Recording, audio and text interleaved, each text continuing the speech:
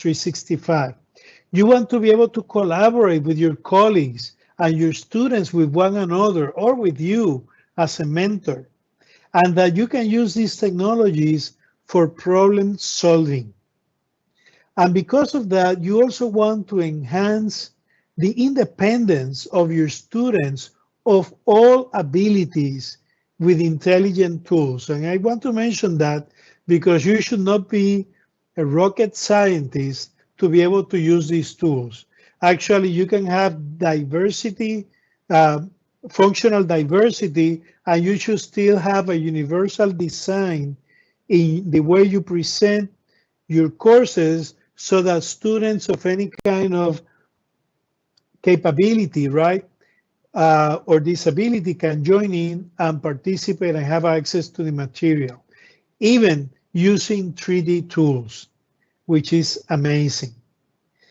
Teamwork is the name of the game. Many people may think, well, now everyone is working from home, no more group assignments. False. That is a false assumption. I collaborate every day with dozens of people. And right now, this term, I have over 50 students. I teach at the graduate level, so my groups are smaller. And some of them are in South America, others are in the United States, others are in different cities of Puerto Rico. And they are all working with me, and they are working with one another in teamwork, doing teamwork on the assignments that I give them. And they use all the different tools that I make available to them so that they can have private meetings, they can co-edit documents, and so forth. And that is crucial to develop 21st century work skills in our students. And that is going to be enable them to overcome any limitations that we may have in our local economies so that we can join the global knowledge economy, the global software economy, and work with customers or with companies in any part of the world, and yet have access to the beautiful beaches and rainforests that we have in each of our beautiful islands and countries. And collaboration can be done in many different platforms. So you're going to discover that Microsoft Teams is probably the most amazing tool that you have seen ever.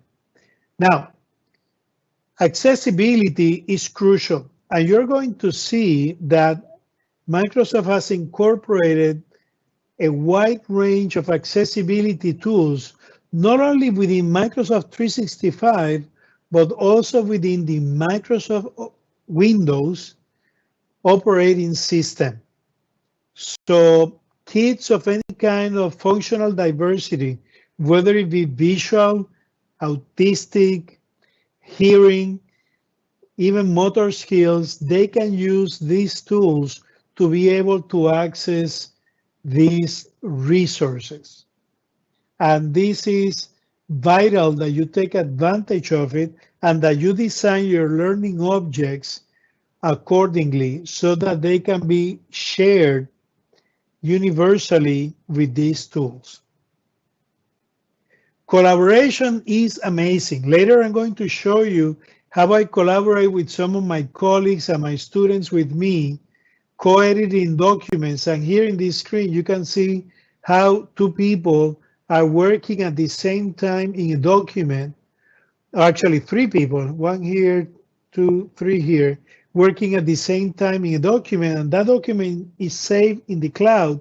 And you never lose the integrity of your document because these documents are saved in SharePoint, and you can even restore all versions of a document if someone gets too creative and destroys your document, right?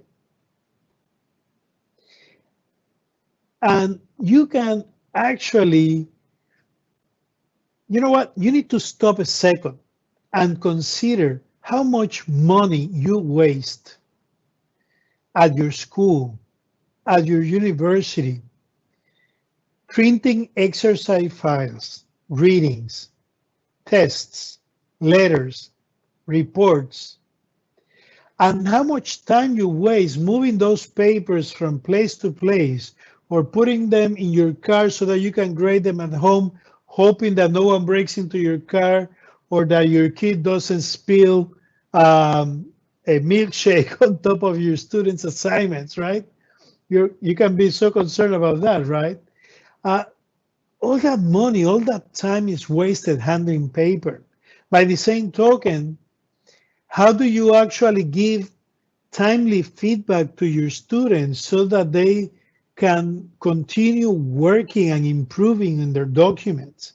And that's why I like using Microsoft um, Office, particularly when I save those documents in the cloud, because then I can co-edit documents with my students, or I can use the review menu and track changes. I can actually make corrections on the fly. And if it were a dissertation committee or basically a faculty committee that is working on the same document, you can all make changes and you can see who changed what when, and you can add comments, and then people can exchange notes and impressions in an orderly fashion, and you keep a record about everything.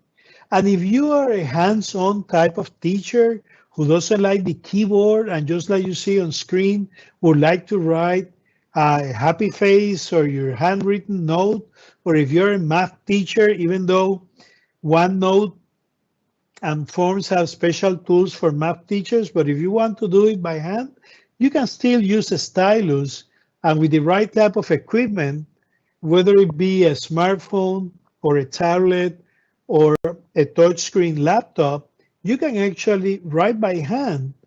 And if you want, the system can actually transfer that into machine readable text. So there's so many things you can do with these technologies, and you can even preserve the analog handwritten feeling if you wish. Okay. Now, you may be asking, well, why Microsoft 365? You know, there's G Suite, there's these other tools out there.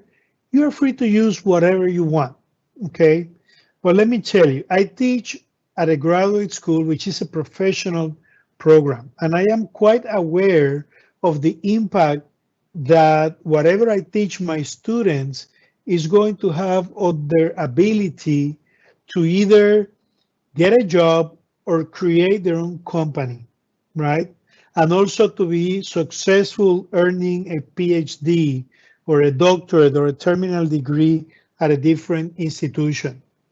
And in that sense, when I've used Microsoft 365, I feel very comfortable because it is the main platform used worldwide in private business, government, and education.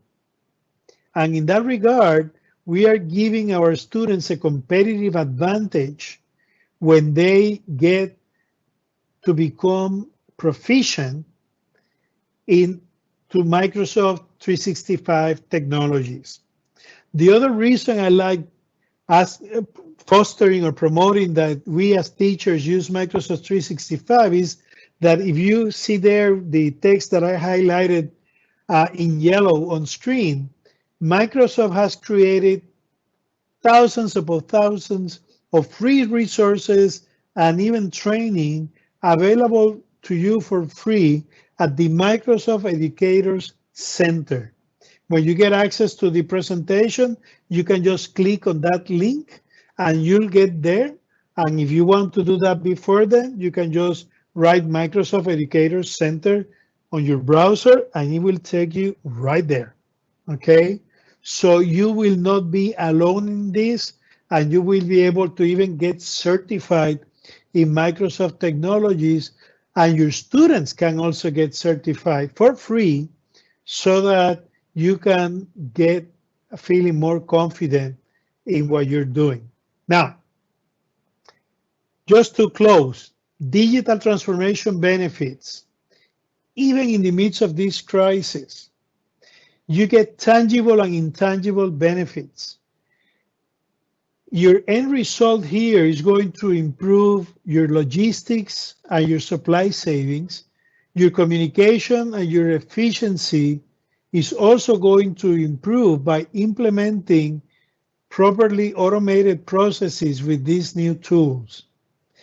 And the culture of your organization is also going to improve. Ultimately, your student satisfaction and capabilities should also increase, and your schools or your university's reputation is also going to become better. It's going to become better known as innovative and capable of adapting to the new circumstances that this COVID-19 crisis has demanded on all of us by adopting these advanced technologies.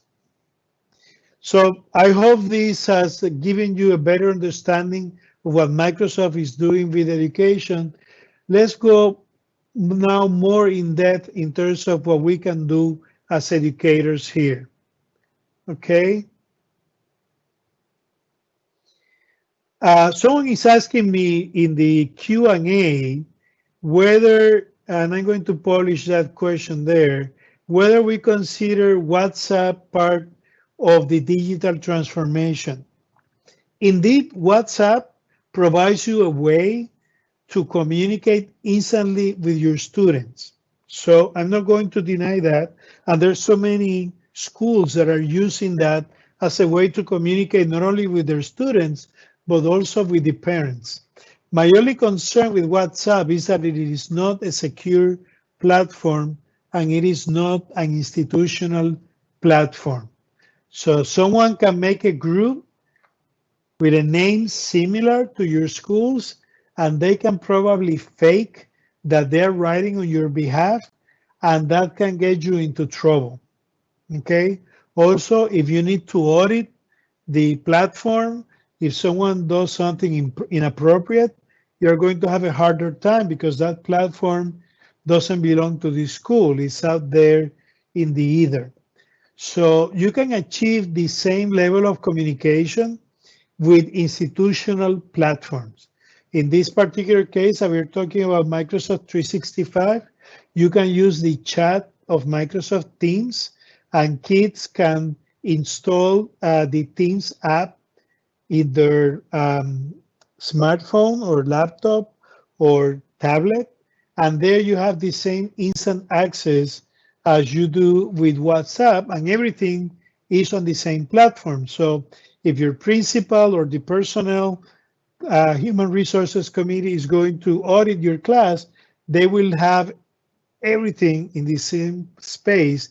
You will need to add them to a third party's platform. So that will be my concern about using public platforms like that, particularly security and having everything in the same place. Now, an important component here is updating our processes and our policies to increase Microsoft 365 adoption. Many of you are teachers. You are not probably school principals or whatnot. But I'm covering just a couple slides here on this topic. First, because you may influence in asking your principals to adopt normalized, standardized policies so that all of you can benefit from that guidance, but also so that tomorrow I'm having a meeting with principals and leaders of education, and I'm going to show this same slide to them, and I'm going to encourage them to adopt these policies. And I think this is going to be very useful for you. Policies are important because you as a user, if you're a professor or a teacher, you need to know and understand why you are expected to incorporate Microsoft 365 into your work, whether it be normal or crisis circumstances, right? And you also need to understand which of your administrative processes can be automated and use these technologies so that you don't need to be jumping from a printed form to an online form. You need to do a comprehensive analysis of this reality And in the end, if you go through this exercise, you're going to be more confident and you're going to be eliminating the guesswork out of which tool to use for what educational or administrative process, right? So please bear that in mind. I believe that compliance is the best adoption incentive. When each teacher is just told use whatever tool you feel comfortable with to teach online, that is actually bringing chaos on board, right? Because you're not going to be able to get any support from your school because they are not supporting any specific platform. So you're on your own, okay? And that is a big challenge, okay? It's important that you adopt a policy. For example, if you're going to standardize on G Suite or Microsoft 365, do it. Whatever platform, but just pick one and then support teachers and students using that one platform and say that everyone is required to use the same platform. When I talk about compliance is that if you're all required to use the same platform, then that platform is no longer a nice to have practice, it becomes a need to use requirement. And I don't mean to sound impositive, but you need to understand that no school system has enough resources to support 20 different platforms, not even two, right? They're struggling just to get all of you guys online, right? So please be understanding if your school sets on a specific platform. The other important component of this decision, and that's why it's a part of compliance, is that that decision has to be made based on the security component of those tools. If you cannot secure the identity management of who can connect to what, then you're asking for trouble. Not so long ago, the Department of Education in New York had to forbid teachers from using Zoom to do online classes because the security on the platform was not up to par, and a lot of weird people were doing Zoom bombing. They even created that new term and invading classes where minors were being harassed during those class meetings. So you want to make sure you don't have that situation. The other beauty of adopting standardized practices and policies is that then you can give guidance to your teachers, like you see here on screen, on how to do committee work, making the most of these technologies. I'm not going to take time to go into each one of these elements, but as you can read there, if all your committees meet remotely and use these technologies in the way that I show here, you are going to have very organized work, and your boss is not going to be calling you at any sort of odd hours asking you about the status of your committee work. They can just log in, get to your team site, and see whatever is happening. The same applies to your classes. And if all teachers adopt Teams and Microsoft 365 with standardized practices like we are showing here, then your school system or your university can support you, show you how to accomplish each one of these areas that I have on screen. And more importantly, your students will know what to expect, and that is vital.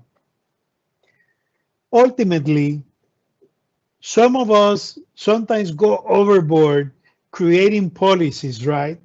So even though I'm asking you to set up your policies, ultimately you need to listen to your teachers, to your students, to your staff, and to the parents. You need to be responsive to the reaction to your new policies. And sometimes we do need to push a little bit. We need to nudge people to move out of their comfort zone so that they will try something different and use the technologies that we have chosen. And we need to stay firm. However, we may be too strict or too bureaucratic in some areas. And you know what? If they speak with sense, you need to be responsive and simplify whatever you are doing. Okay? Someone is asking me about student participation. We are going to be discussing that in a few minutes. Do you have any other questions about updating policies and processes?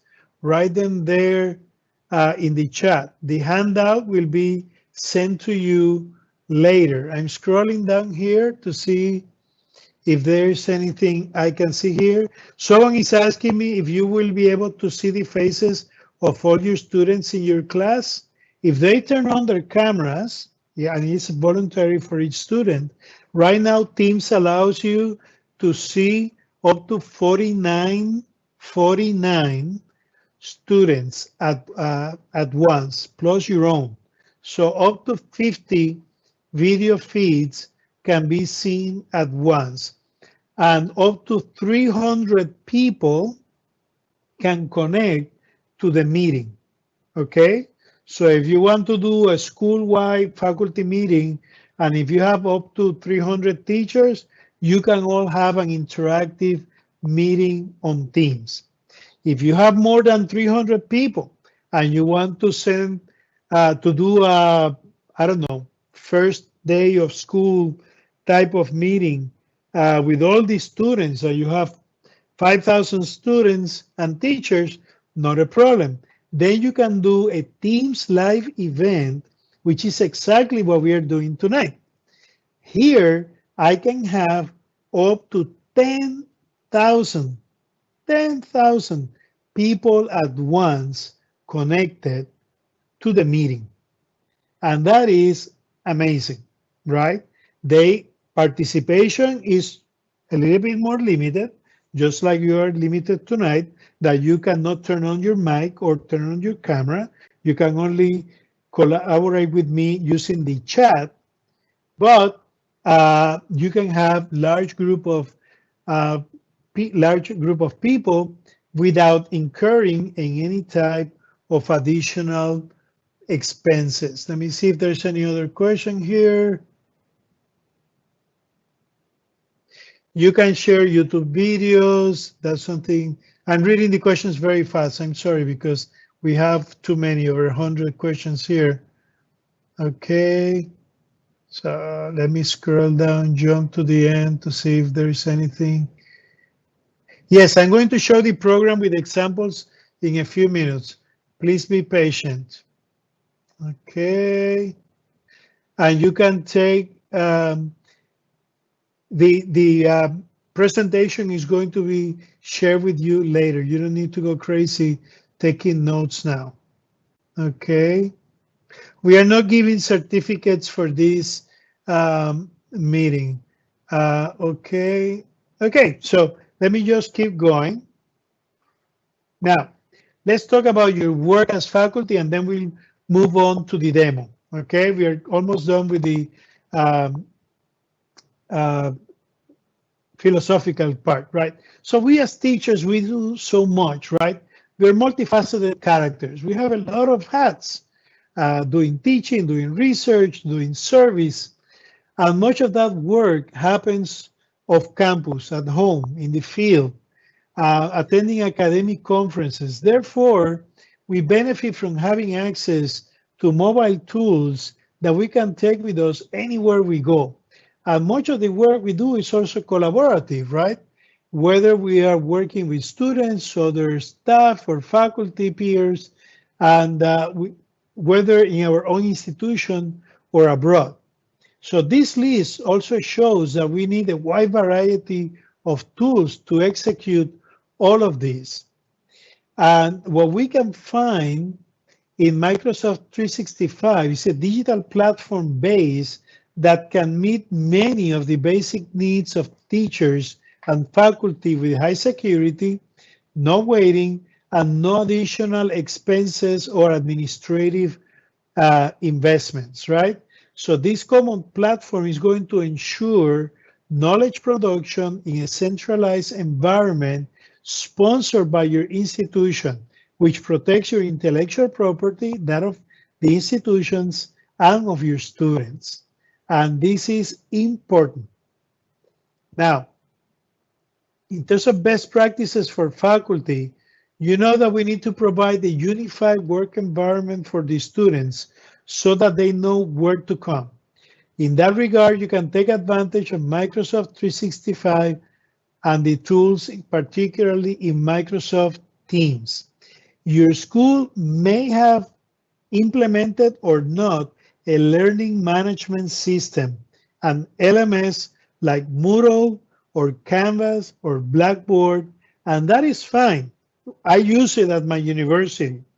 If you haven't, you don't necessarily need to go rush to invest in that, because by using Microsoft Teams, particularly combined with OneNote class, you can basically do 90% of what you can do with an LMS. And that way you can cut your time to production by 4 to 6 weeks, because implementing an LMS takes time.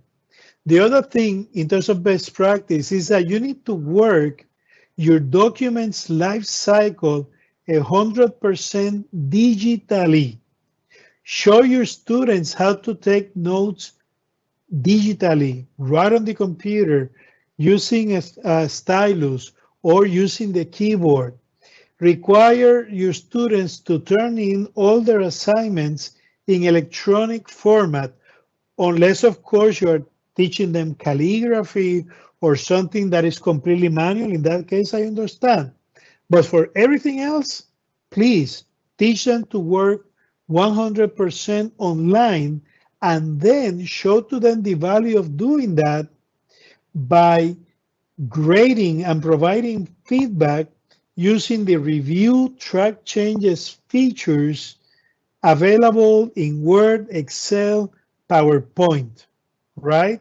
And also by making personal notes and adding stickers and whatnot in Microsoft OneNote, okay? Be interactive with your students. Another thing is that you as teachers should not be left alone to work on this. So I urge you to create and set up a team site just for you as teachers, so that you can create a community of practice, so that you can learn and share digital transformations, digital transformation experiences from one another. And you're going to quickly understand that you can mentor one another, okay? And you can use Teams to conduct online seminars, share files, participate in discussions, request assistance from your colleagues and from any other external party that may be supporting you, okay? Now, what we are asking you to do in many of your schools nowadays is probably to go into a blended learning modality. Mixed learning or blended learning was defined by the Clayton Christensen Institute for Disruptive Innovation as a formal education program in which a student learns at least part-time through the online delivery of content and instruction, with some elements of control afforded to the student, so that they decide when to connect and do their work, and the rest of the time they work face-to-face in the classroom, whether analog using notebooks or still using their computers. The difference between blended learning and tech-rich learning is that with tech-rich learning is when we are face-to-face and we use a projector and a computer and we do demos, but we really don't take we don't replace some of the face-to-face classes with online activities. Now, blended learning represents a number of benefits for the institution, particularly savings, because you can actually, if you don't have enough classrooms, you can actually have a class meet only 1/4 of the time face-to-face and the rest of the time meet online. That way, fewer classrooms can be shared by many more student sections. Also, you don't need to print any readings or whatnot because you assume that students will be able to read online. That is, if they have access to devices. Students benefit because they can access their stuff online. They don't need to carry so many books. They don't need to go to the chiropractor because they can barely handle all the kilos of notebooks and books in their knapsack because they are using either ebooks and taking notes online. And you as faculty benefit because you can integrate and reuse a lot of what you're doing online, and you don't need to get stuff done several days ahead of time so that the school can reproduce those documents for you. Anyway, when you engage into blended learning, it's a great way to get started in distance education. And there's ample academic literature on the quality standards that you can adopt for blended learning, and we challenge you to adopt this modality. Some of you may have an existential crisis now because you say, no, I teach only face-to-face, but now suddenly you are asked to teach online, and there's really no contradiction among the modalities, right? Blended courses can certainly become hybrid courses so that at least students come to class to do the labs. And eventually you want to move to fully online courses, so you're required to do that. As you become more comfortable teaching blended courses, you're going to realize that jumping to hybrid or online is easier and less intimidating. And you want to adopt this because this way your students are going to develop higher ICT skills. You're going to be able to test your students' capabilities in this new technological language, and also you can standardize course quality. And what I'm going to say now is going to sound challenging for some of you, but if you have 3 teachers in charge of different groups teaching the same class of 5th grade science, why don't you guys get together and divide the materials that you all need to use for the term, and each one of you produce a part of it. And then you put everything together on a team site or your LMS, and all of you use the same materials. You save a lot of time.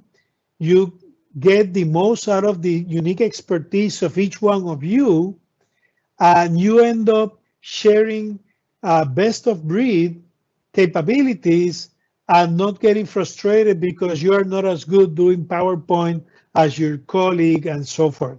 Join forces and end up with higher quality product, and all the courses will look of the same quality to the students. I know we have challenges, right? How can we build a blended learning community when we don't have access to our students, when so many of them don't have access to the same quality devices or to consistent high broadband internet speed outside of the classroom? I know also that there's wide-ranging disparity in ICT skills and practices, and there is uneven level of academic discipline mastery of reading and writing, and being able to have the emotional intelligence to work in groups. Again, these are all challenges that are there, and we need to work with them, right? There's no easy answer. We basically need to use strategies. And speaking of strategies, Conrad and Donaldson argue that the roles of students and teachers evolve through the course of a class, and These are 4 phases of engagement that you can evolve with during the course. I want to move to the demo, so I'm not going to discuss each one of these now, but if you get to the reading after you get access to the presentation, please study this, and here you have some examples of the different activities that you can do in on each phase of engagement so that you can help students assume control of their learning and become more and more confident in their ability to execute their work. Okay, so let me just finish this section with some tips for getting and keeping your students' attention. You need to require them to learn new technologies and software and to demonstrate to you that they have acquired these skills. By the same token, you may be thinking, Dr. Flores, many of my students know more about technology than I do. That's great. Don't feel intimidated by that. If one of your students mentioned to you that they know something that the school or the class would benefit from it, task them with giving a mini lesson, 5, 10, 20-minute mini lecture to the class. Have them become your helpers instead of jeering you for not knowing something that they know. And as they share their knowledge with the class, all of you learn, and you're going to be able to change their mindset from someone who knows something more than you do to someone who's helping you to deliver that to the class.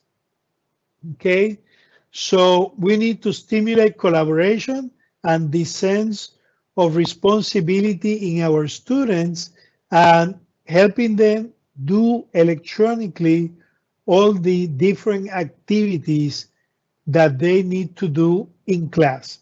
Now, teaching online is not the same thing as teaching face-to-face.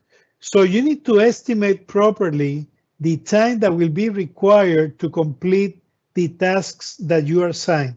Sometimes when you design online courses, you go crazy asking students to do too much, particularly at the beginning while you're getting experience on these platforms.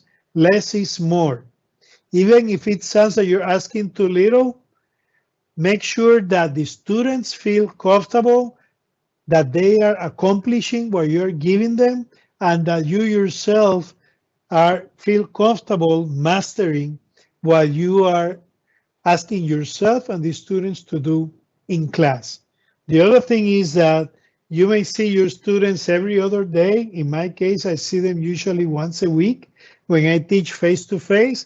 But when students write to you on the chat, they expect an answer right away. You don't need to do this, right? But at least you should be able to answer within 24 hours. Students expect that. The other thing is that when you are writing instructions, you should anticipate their questions and try to answer them before they are asked. Think of that student that is always asking you questions about the instructions. Have a picture of that kid in front of you when you're writing your instructions and try to answer. If this kid were in front of me right now, he would be asking me this. So go ahead, anticipate that, and write it right there. Also, have a sense of humor. You don't need to sound too serious. I know that if you're using your camera, you may freeze. I don't want you to freeze.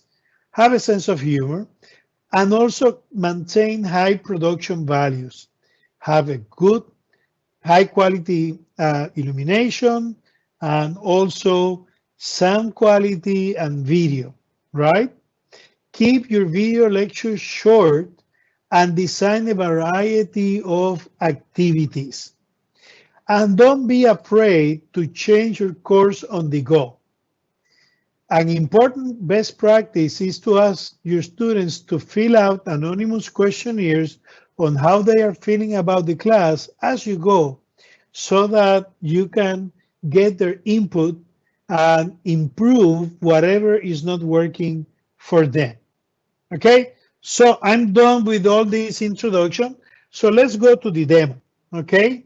Now, Microsoft Teams is an online platform, and I'm going to be sharing with you this cheat sheet. It's a quick guide, quick start guide that you will be able to have that is telling you how to do a number of things. But just allow me to highlight a couple features before I move into the demo. Your institutional credentials are crucial and they are sacred. Do not share them with anybody else. They will afford you secure, I repeat, secure access to Microsoft 365 and to Teams on any device and computer. So if your machine dies 20 minutes before your class, just grab any computer available to you or any tablet available to you, log in, even from a browser, using your credentials on office.com, and you will be able to give your class without issue. And if your materials are stored in the cloud, you will be able to access them without any kind of challenge. Also remember that Teams is a lot more powerful than any other public online meeting platform that you may be familiar with.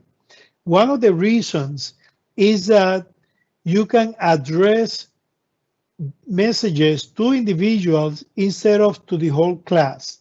They will be notified instantly by the app and through email.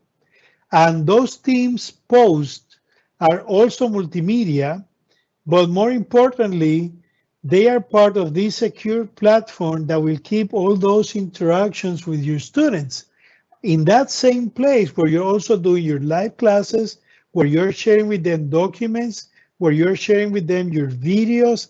Everything happens in Teams. You don't need to have them moving from platform to platform all over the place. And that will be the case if you have the discipline to always use Teams. Okay? Teams is an integral component of Microsoft 365. It actually serves as a portal from which you can access OneDrive, SharePoint, Planner, Forms, Stream, all the Microsoft Office apps, even Power BI for business intelligence, among others. And you can also integrate many third-party applications, some of them specific for education, that can add value to your Teams site. And you can customize your Teams experience for any specific class, community of practice, or committee. So in summary, look at all the different things you can do in Teams and all the different activities you can use it for. Now, remember, you can download and should download Microsoft Teams to all of your computers. It won't cost you anything. You get that for free. If you have an official Microsoft 365 account from your school, you can actually download the whole Microsoft 365 suite to 5 computers, 5 tablets, and 5 smartphones for free, no additional charges, okay? Now, as promised, let's see Microsoft Teams in action. Let me see here now how I can, I will end this slideshow and I'm going to change here to Teams. Now, like I mentioned, Teams can be seen in many different ways. If I click, I'm here in Microsoft 365, and if I click here on all apps, you can see that I am sharing all the different tools that I have available on Microsoft 365, okay? Some of them can be downloaded to my computer, and others are used as online services in the cloud. In this particular instance, I'm showing you on screen now Microsoft Teams on from my university execution on a browser, okay? Because I am actually using my Microsoft Teams application from Digital Coru to deliver this webinar. So as you can see, I'm doing a lot of stuff here. Now, here you have Microsoft Teams, and make sure that you understand that Teams is a platform, and that platform allows you to do some things independently on the platform, and it also allows you to create specialized Teams sites that create dedicated collaboration spaces for people you work with. So if I click here on chat, here I can have private chats with any of my students, faculty members, or whatever. So if a student is sick and they want to let me know that they will not be attending a live class, they will start a chat with me and will let me know, Dr. Flores, I'm sorry, I got a cold today. Don't worry, it's not COVID. But I feel bad. I have a fever, so I won't be able to be in class. And I know I had a deadline for a quiz today. Can you give me a day or so more? And I can say, so yes, Mary, no problem with it. Feel better and whatnot. Okay. Now, here you also have a tab for assignments. And here I can create assignments for any of my different classes, right? And they can be shared with many different Teams sites, and that is amazing. It actually has its own gradebook right here. It also has a calendar, which is basically another view for your Outlook calendar.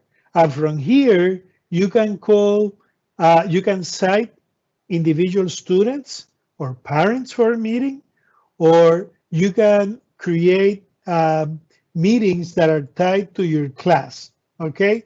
And so many other things. But where the magic really happens is here in Teams, because in this Teams tab is where I create tabs for my different activities. Each team site has a management area, and it has a number of channels. In channels is where the action happens. At the University of Puerto Rico, I am the academic coordinator for the Mellon Mays undergraduate fellowship. That is a unique fellowship that the Andrew Mellon Foundation gives to people all over the United States and also in South Africa. And here you can see that I have created a general channel and for a number of activities, academic conferences, call for papers, because these are very gifted students that present, even though they're undergraduate students. And here I have, you can see this lock here. That means that I have a private channel for the administrative coordinator with me, right? And here we can exchange files that students who also belong to the team site cannot see. So within the team, I have a private space for us, and that is very useful. Here I have other different types of uses. And for example, each time I am in a channel, I have here a tab for posts, which is where you can actually write to people and share with them different stuff. Here we were planning an event, and some of my students were sharing with me ideas to invite speakers. And one of them shared a video. The system recognized that this is an online video, and it even presented me thumbnail of that video, and from here I can play back. And you see here my name in bold.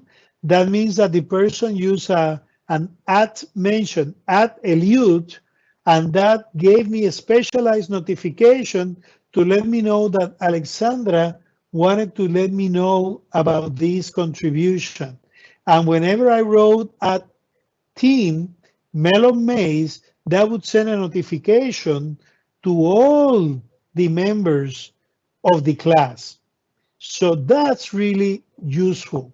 Now, I also use this for, well, for my classes.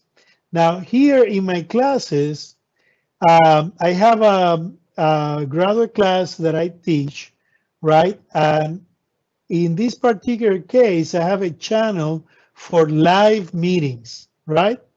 And here you can see that I have a recording for the first lecture or meeting, live meeting that we had. That meeting was recorded. I chose to record it.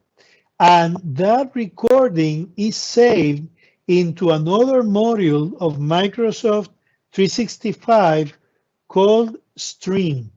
Now, this is the actual recording of that class. I could have just clicked there, but I'm trying to save time. And if I click play here, the recording will start playing.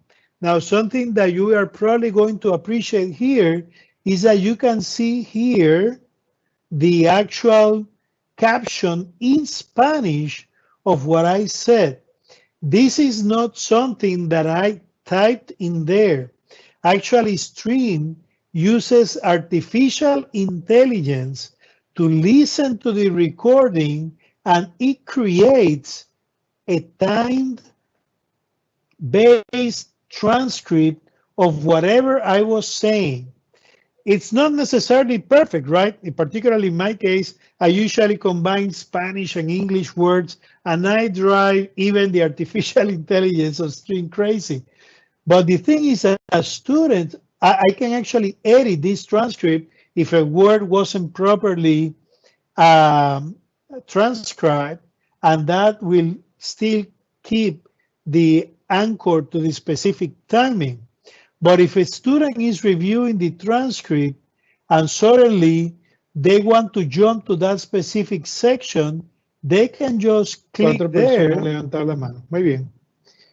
And notice how the recording immediately jumped to 5 minutes, 33 seconds into the recording.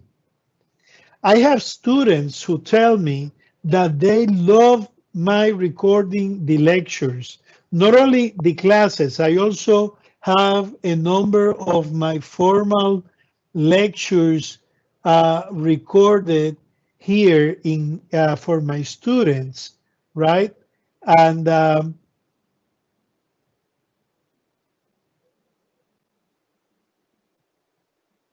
And here they actually have access to my lectures that I recorded for them to listen to on their own.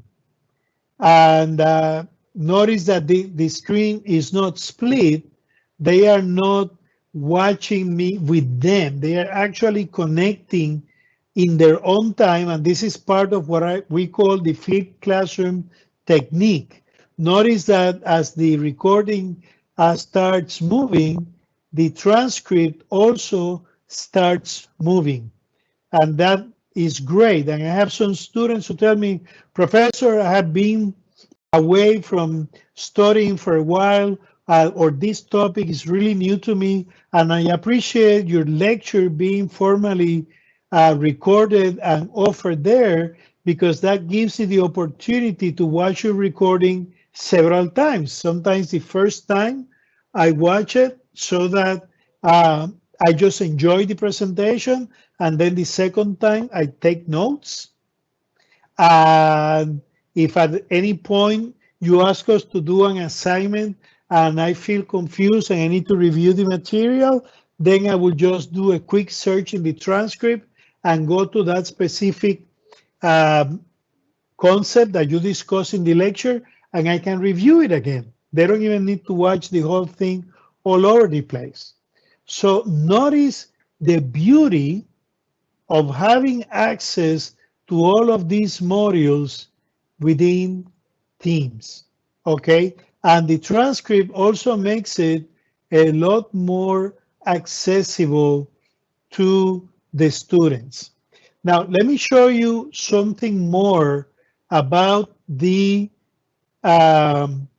integration that you can do between Microsoft Teams and the rest of Microsoft 365. In this particular course, I'm asking my students to make a contribution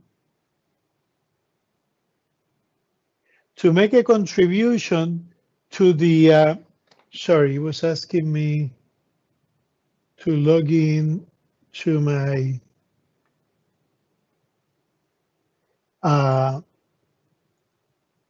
credentials. Let me see if I can do it here.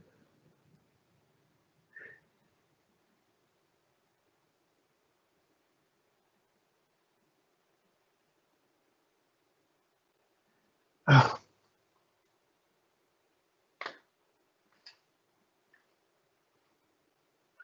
Sorry about that. I hope I didn't miss anything here.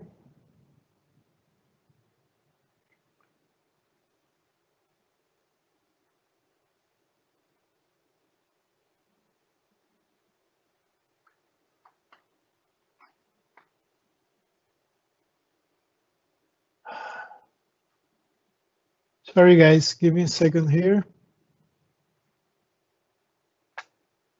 I suddenly got lost. Here we are.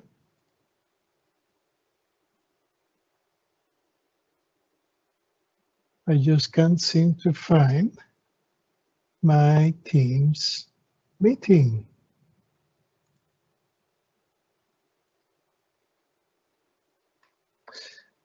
Oh, 1 second. There, I found it. Sorry, guys. I apologize.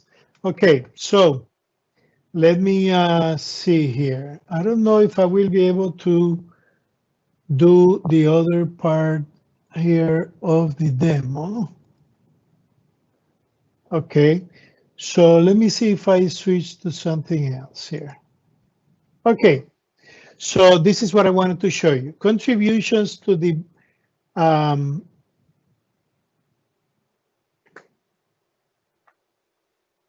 okay, it seems that it won't allow me to do that. My apologies. So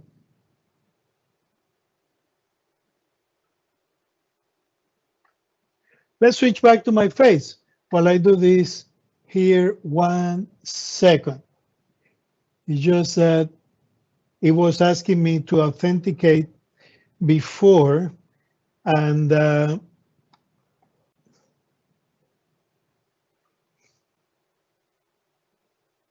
I failed to do that. So let me open a new session here.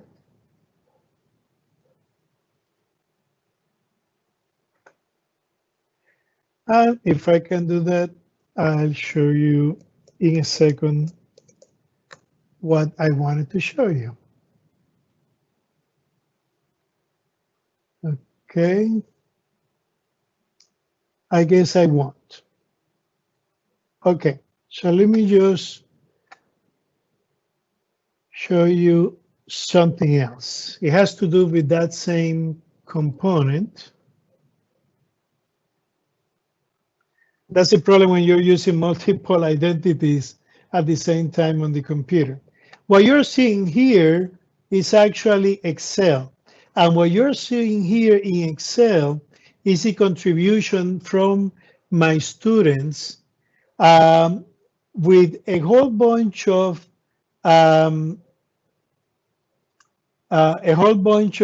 bibliographic entries that they are contributing to the class that then I can download and I can share them, change it from Excel to Word, and provide people with these information in a unified manner. What I was doing in Forms is that instead of having them enter that information in Excel, they actually use an online form, which is something that you do in Teams. Now, in Teams, like I mentioned, you can conduct online meetings, right?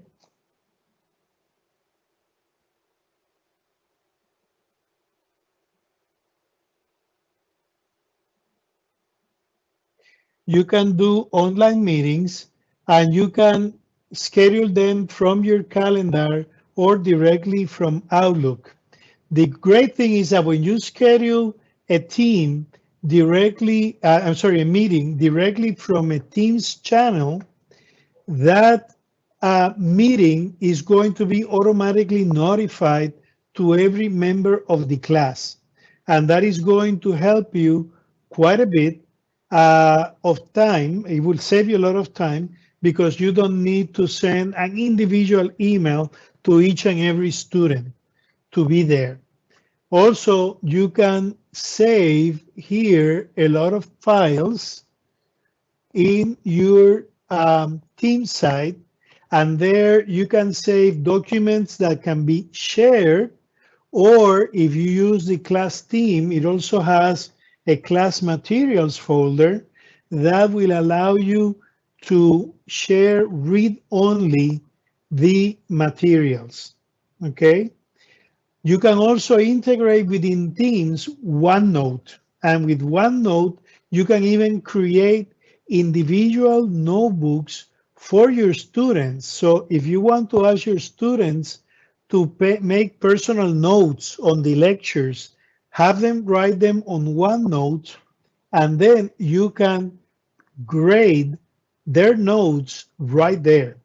And for example, my wife is a biology professor at the university, and she asks her students to take pictures for their lab, post those pictures in OneNote, and then use the different tools that you have within OneNote to mark the parts of a plant, a flower, and so forth. Okay? It's incredibly powerful.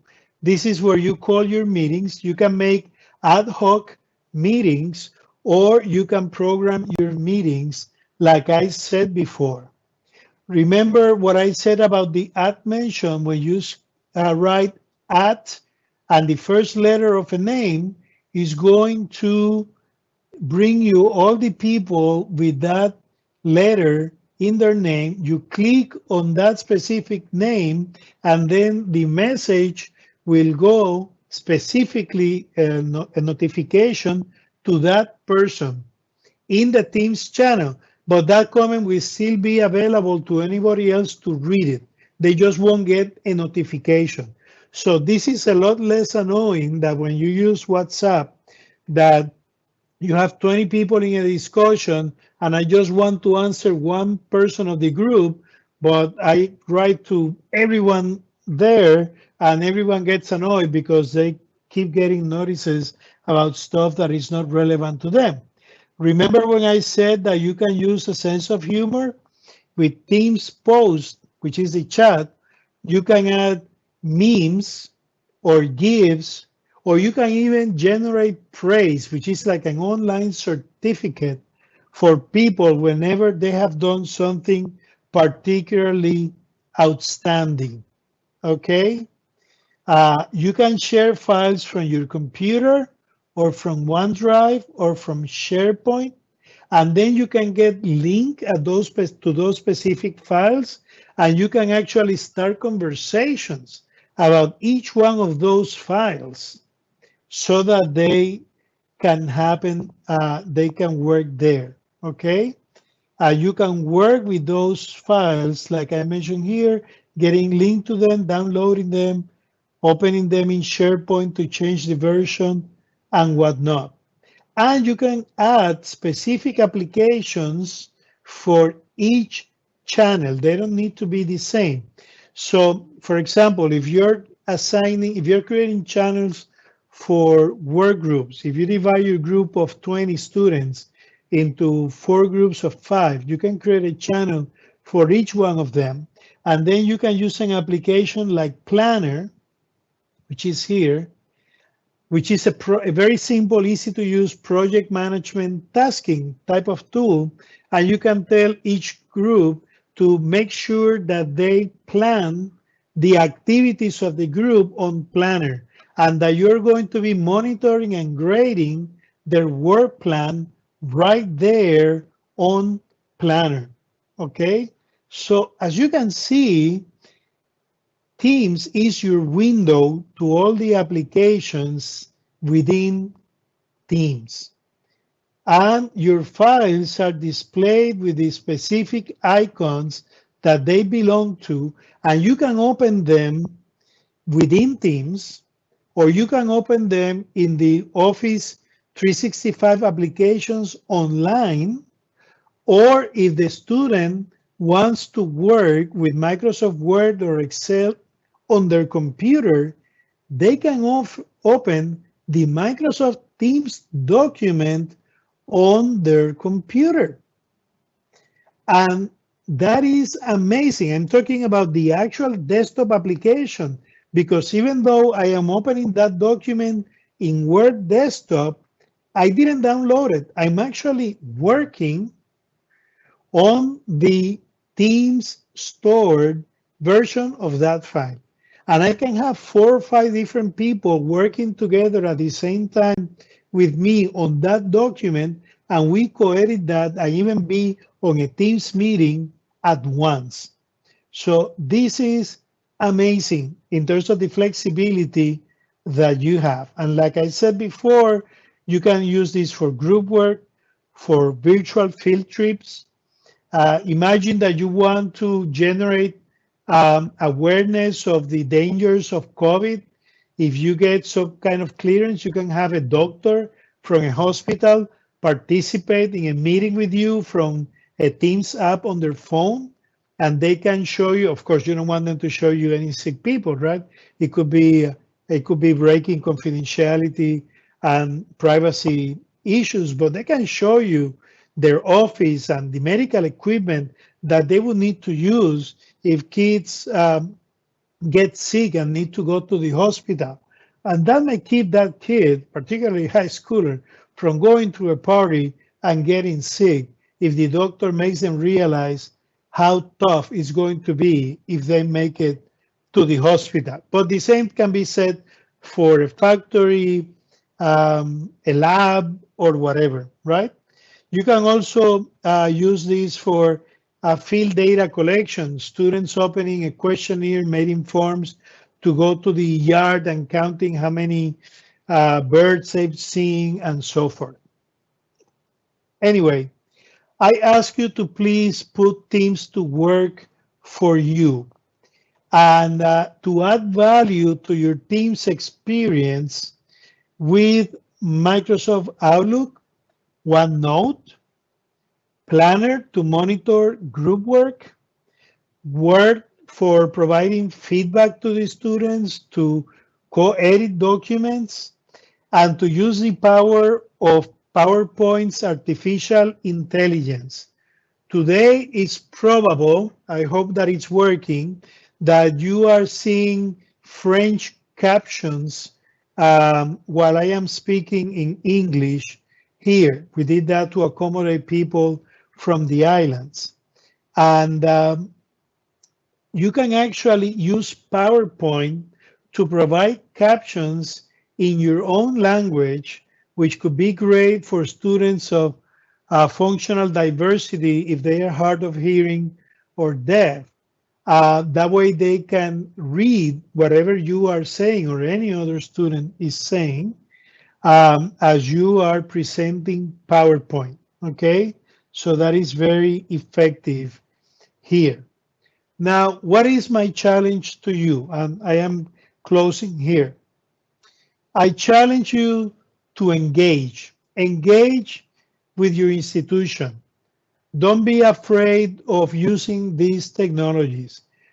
Create or join a community of practice if it's being provided to you. Report to one another what's working for you and report also what's not working for you.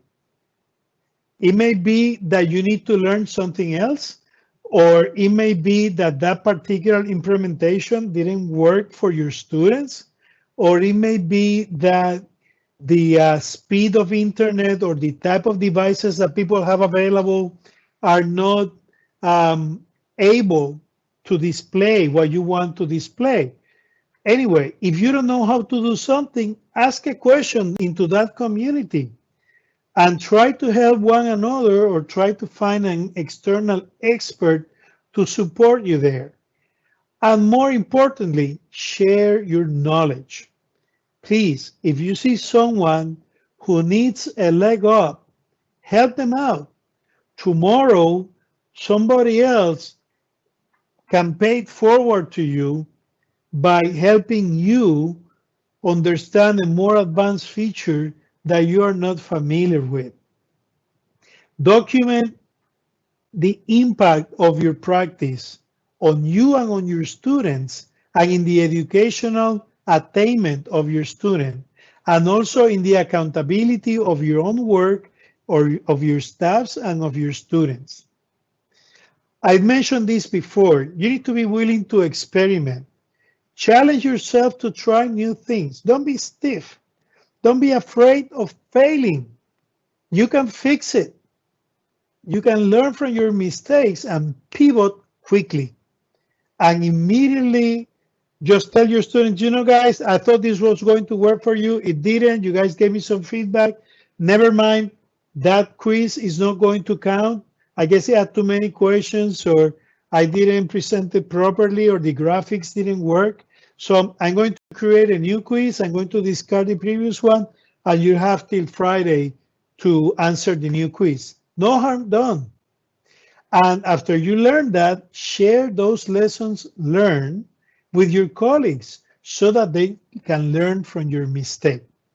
Ultimately, you want to digitally transform your practice to foster the generalized adoption of these digitally transformed teaching and administrative policies and practices, and to develop proper support infrastructure. I need to stress this, and you need to stress this with your principals. You need a help desk. You need someone to help you get moving when you get stuck.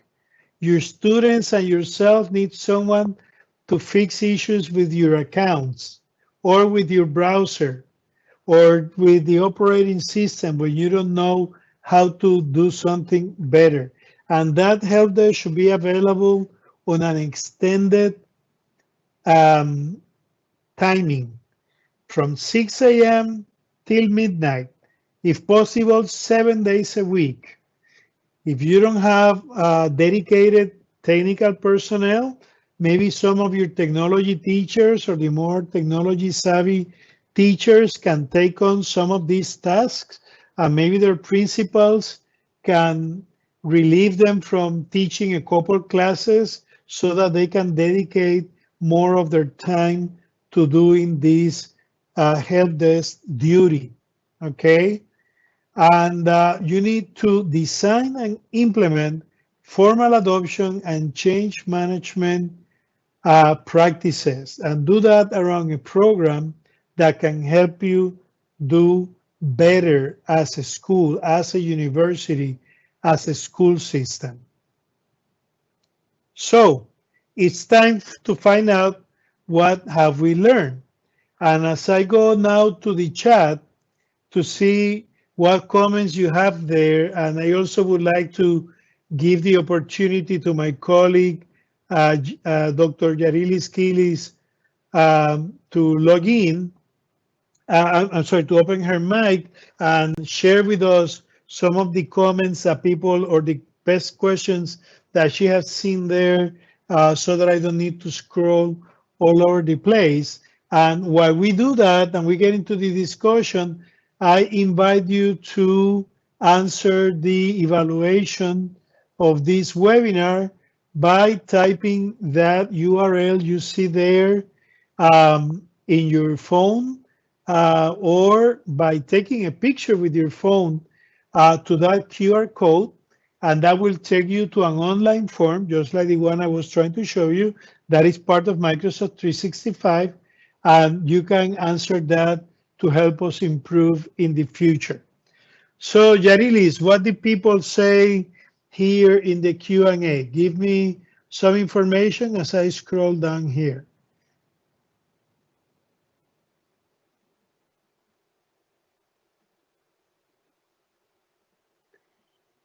So people are asking me, how can you delete a file? And it's easy, right on Teams files. There's always going to be 3 dots or more options available there. And you click there, and right there you can delete the file.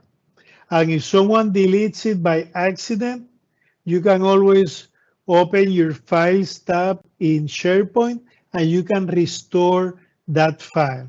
And if you don't want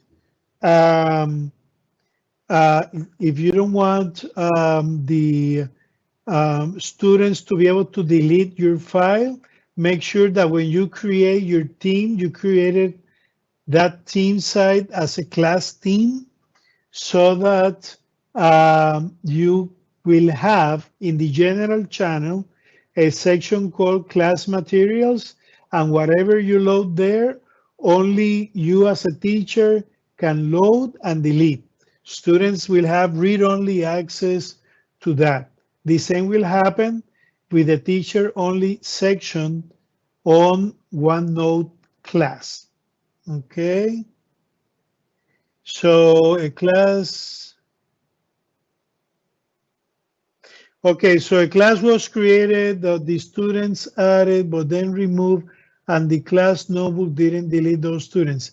Yes, when OneNote class is actually a separate application from Teams class. It's just that Microsoft has created like a macro, if you will. It has automated that when you create the class team, it automatically creates a Teams, a OneNote class space for your class team site, but it lives separately. So to delete that, you need to either go to OneNote and delete that notebook from OneNote, or if your school system has restricted your ability to delete the notebook because they may want to keep record of all the notebooks, then you should still be able to go to the membership of that notebook and stop sharing that notebook with the students. You will need to remove them one by one, but that's still an option you have there. To delete a post, that's another question I have here. The only thing you need to do is go to the upper right of the message, and on the 3 dots, click on delete post. If you don't see that option, you may need the administrator of your school to enable that function. Okay. In terms of recording your lectures, you have a number of options. If you want to do the very basic, you can just record, create like an instant meeting on Teams and click on the more options of the meeting, the 3 dots, the ellipses, and record. You don't need to have students or anything. And at the end, stop recording, and that will save your presentation. And you can even share your screen with PowerPoint or whatever. So that's one choice, and it will be immediately available there on Teams. The other option is that you can record your lecture with the video camera on PowerPoint. and save it as a movie, and then you can upload that movie to Stream. And from Stream, copy the link of that recording and publish that link in a post on Teams. Sounds like many steps, but it's very simple. Okay, let me see what else we have.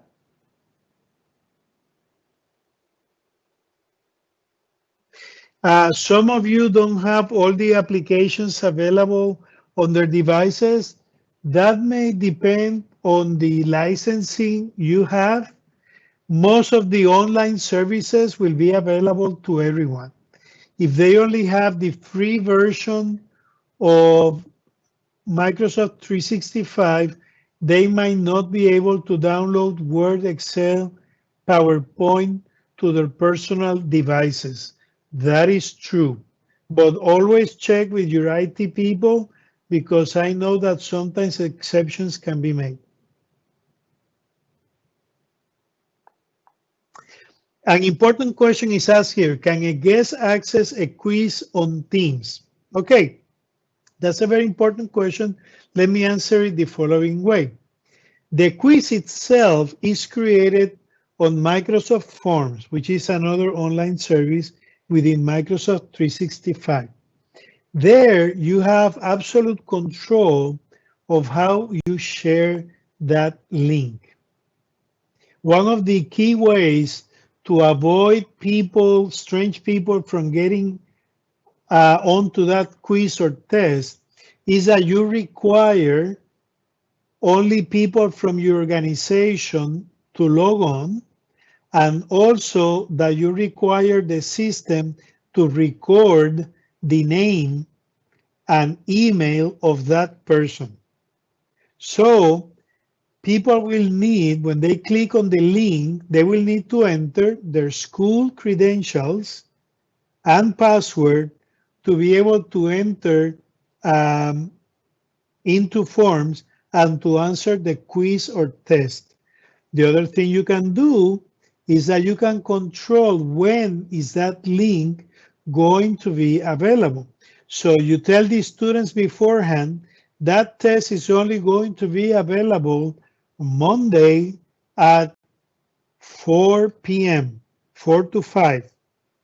And make sure that you submit by 4:45, because if you wait till the last moment, the system may not allow you to submit it. And that way, you program that beforehand. You don't need to be there in front of your computer. You set that up a week before, 2 weeks before, and the system will automatically remember and open that quiz or test at the time you specify and close it at the time you specify. However, you can also create open forms, because with Microsoft Forms, you can do quizzes, but you can also do surveys.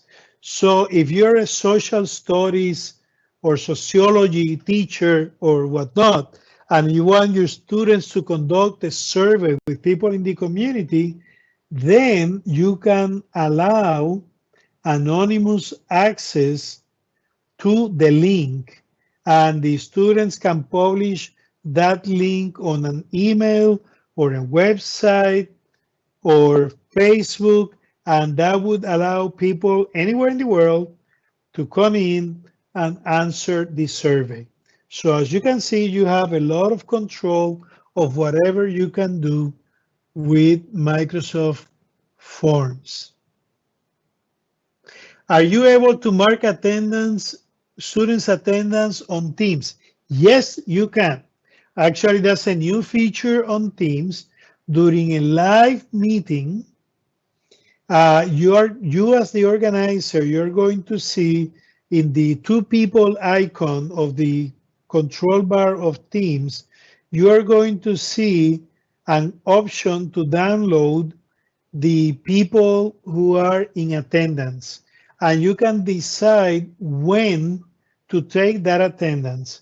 It can be at the beginning, middle, or at the end. But you need to remember at what point and actually do it. It will download an Excel file, and it will tell you all the people who logged on to the system, to the meeting, I'm sorry.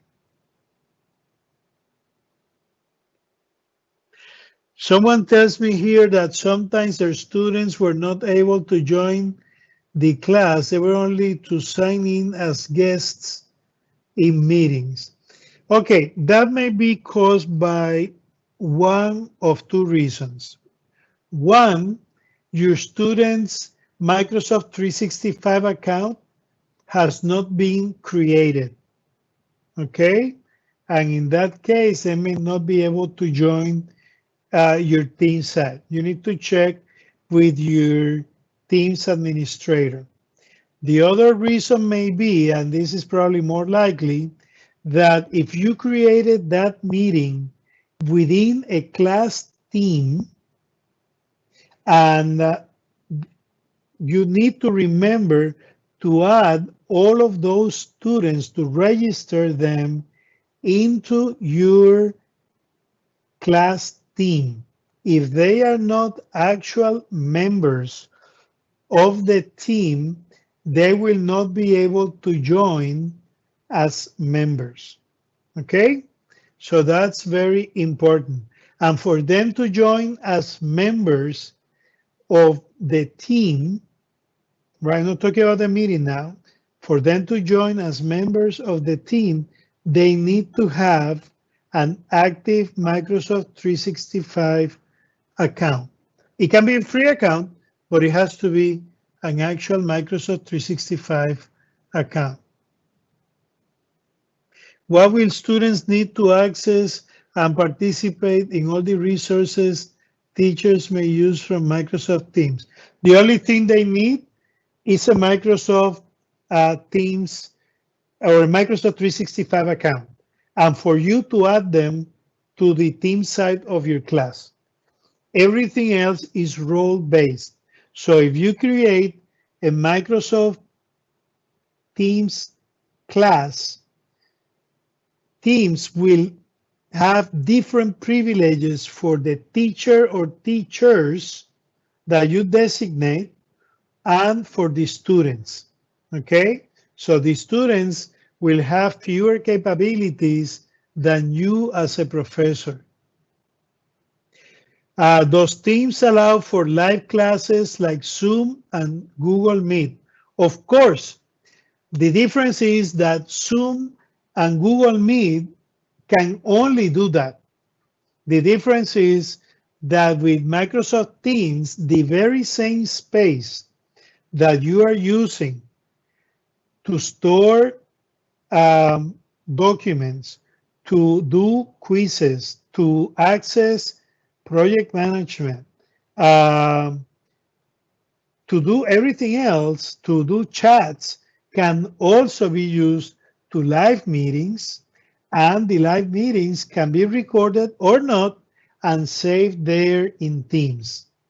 And you can set up that meeting beforehand and send the invitation, or you can do impromptu meetings. Let's say, for example, you're doing a chat with 3 or 4 students in a work group, and they are confused on how to use Planner, this and that. You know, guys, and you're in a chat with all 3 of them. You know what? Let's meet now. And right there on the top of the screen, you're going to see an icon that says Meet Now. You click there, and you immediately write the names of the kids, and they can join you with the camera, and then you can share your screen and show them, listen, guys, this is Planner. This is how you use it. And you can do that on the fly. You don't need to go to Outlook, set an invitation. You can do it right there on the fly.